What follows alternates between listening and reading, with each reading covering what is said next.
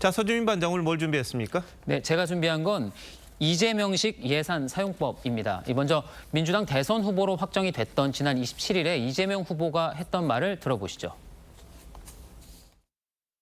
정부 부처에 왕노릇을 하고 있다는 그런 지적들이 상당히 있습니다. 지나치게 권한이 집중돼 있어서 남용의 소지가 좀 있다는 생각이 들기는 합니다. 기재부에 뭔가 불만이 많아 보이는데 네. 이 후보가 대통령이 된다면 어떤 식으로든 기재부 개편은 좀 불가피할 것 같긴 하네요. 예, 그렇습니다. 근데 사실 이 갑작스러운 구상은 또 아닙니다. 지난 20대 대선 때도 코로나 지원금 등 예산 편성에 소극적인 기재부를 여러 차례 공개 비판했었습니다. 그러면서 당시에도 기재부의 예산 편성 기능을 이 대통령실이나 국무총리실 직속으로 옮기겠다는 구상을 이미 밝힌 바가 있습니다. 현재 이 후보의 생각 역시 그때와 크게 다르지 않은 것으로 알려졌습니다.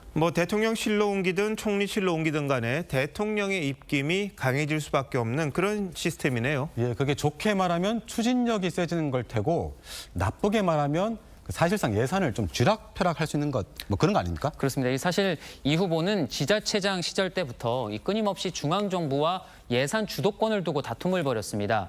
이 성남시장 때는 전임시장 시절에 누적된 채무를 갚을 수 없다면서 모라토리엄, 그러니까 채무 상환 유예를 선언했습니다.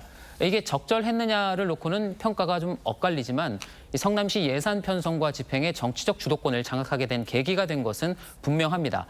경기지사 때도 이 정부 방침과 별개로 경기도 독자적으로 재난지원금 지급을 추진을 해서 실제 지급한 바가 있습니다.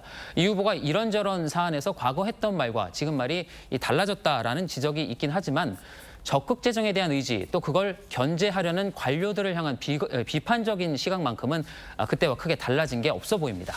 그런데 대통령이 다룰 수 있는 예산은 그 규모부터 아예 그냥 차원이 다르잖아요, 지금. 네, 그렇습니다. 이 올해 예산 기준으로 경기도에 비해서는 약 17배, 성남시 예산에 비해서는 200배가 넘게 차이가 납니다. 그러니까요. 그러면 그렇게 막대한 예산권을 사실상 대통령이 가져가는 게 대한 그런 문제점은 없습니까?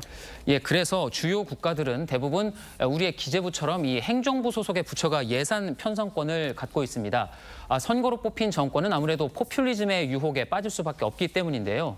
미국의 경우엔 백악관 직속 예산관리실이 예산 편성권을 갖고 있지만 의회의 견제권이 또 막강합니다. 반면에 민주당이 170석 압도적 다수당인 우리 국회의 경우에는 그런 견제 기능을 기대하기는 좀 어렵겠죠. 이 적극적인 재정 운영과 권력 간의 균형, 어느 쪽에 더 무게를 둘 것인지 이번 대선의 중요한 선택 포인트 가운데 하나가 될 듯합니다. 네, 이제 35일이 남았는데 우리 국민들도 어느 쪽에 더 무게를 둬야 할지 선택할 시간이 점점 다가오는 것 같습니다. 두 반장 잘 들었습니다.